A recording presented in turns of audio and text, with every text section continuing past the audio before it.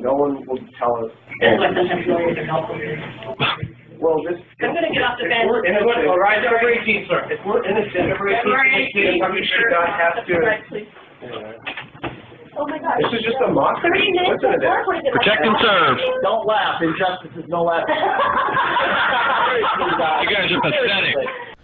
This edition of the Ridley Report is brought to you by LRN.FM. Feds don't want you to hear them.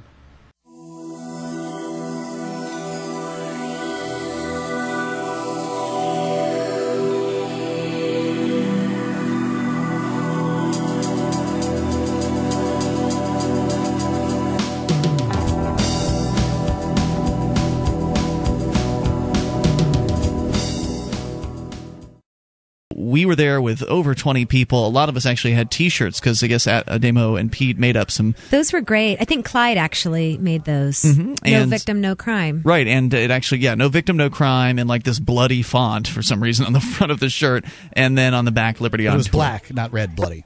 Right, it was black on yellow, basically. So we were there at the court.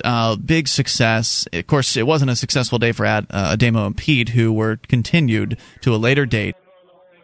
And so they're just screwing around as usual, and they've delayed the trials till the 18th, February 18th. That's correct. The guys from Liberty on Tour are hoping even more people can come out to this one. And one of the things that's kind of going to be interesting about them continuing this, like if they keep delaying and they keep putting it off, well, this time we decided to become more active at the courtroom than before, because now we've got these great flyers that Meg made up, the Don't Take a Plea Bargain flyers that we've been handing out for the last several weeks, actually the last few months here in Keene, at the morning arraignments that they have at district court, to encourage people to say, hey, look, this system is a scam. And, of course, a lot of people that go to court know it. They know it's a scam. They know it's just milking them for money.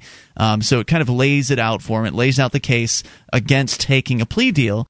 And we're out in the lobby, all kinds of victims of the court sitting there waiting for their hearings and their trials, and so we're passing them out. You and I and Meg, I think a couple other people, we're just passing these things out all on the inside of this courthouse, and so now they want us to come back. Well, guess what? We're going to do it again. Right. So it's a disincentive to them, instead of just trying to drag everybody in there over and over again, which they have all kinds of fun doing. They did that with Catherine Bleich the last time. Now, dragged her up from Texas and then said, "Oh, we'll have you back." Now they have a disincentive because these are their suckers, their pigeons. Right, they want to keep them in the dark. Yeah. I wonder if we could find out if there are any other wiretapping cases that are going on in that particular district between now and then, and if we could go down and support those people and educate people on it's not a bad idea. Jury nullification and plead, something between now and then. It was an hour drive. I don't know how you'd find that out. Maybe you'd have to call the defense attorney or the state defenders. That might be a way to figure that out. And at one point, actually, and by the way, I forgot to mention, you can see the video of this. The audio's not so great, but you can hear a good portion of it. You can see the video of Adamo and Pete in court today. You can go to freekeene.com. It's right there at the top of the page. And at one point, you'll hear me ask the prosecutor, how many of your crimes today or your cases today have real criminals that actually had a victim? How many of your 15 cases are actual violent criminals? Of course. Just curious. What's the court office? At least 5. So do you guys think at least 5, a whole third? That we're in. You guys, the state has acted correctly so far against us. We were filming public officials in the course of their duty. We ended up in a cage. And at first he didn't want to answer the question, and then he answered it. He had 15 cases total, of which 5 had victims. Well, I'm going to get off the bench.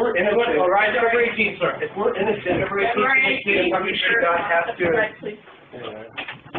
Oh my God. This is just a mockery. 30 minutes. Listen to this. Protect and serve. Don't laugh. Injustice is no laugh. You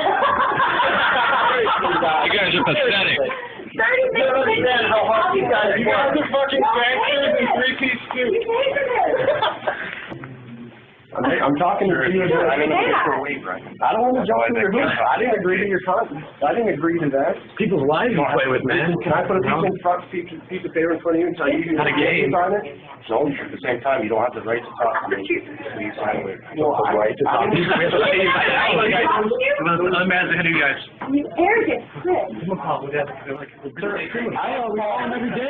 You know, and if natural law conflicts with man-made legislation, I think natural law is higher. You know, we know it's right not to steal or kill or harm somebody. We don't need to look to a piece of paper for that. It's funny, right? No, I was just laughing at her. I'm not laughing at you at all. And if you guys haven't watched our videos yet, watch them and see who the aggressors were that day. And I think it was this guy back here. And They're the real criminals are right back there. They're the ones that did the you can put kidnapping. your suit on today and look happy, but that day you guys were thugs, calling us names and treating us roughly and laughing about it, man. So, All right, have have a conscience, dude.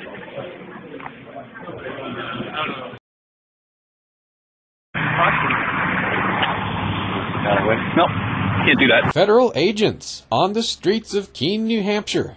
They're investigating reports of an unlicensed radio station said to be broadcasting LRN.FM. So why all the fuss? What is LRN.FM? Well, it's probably not something these agents want you to listen to. It's a 24-hour news talk broadcast, all pro-liberty. A true authoritarian free zone. Tune in at LRN.FM to listen or broadcast their signal. LRN.FM. Feds don't want you to hear them.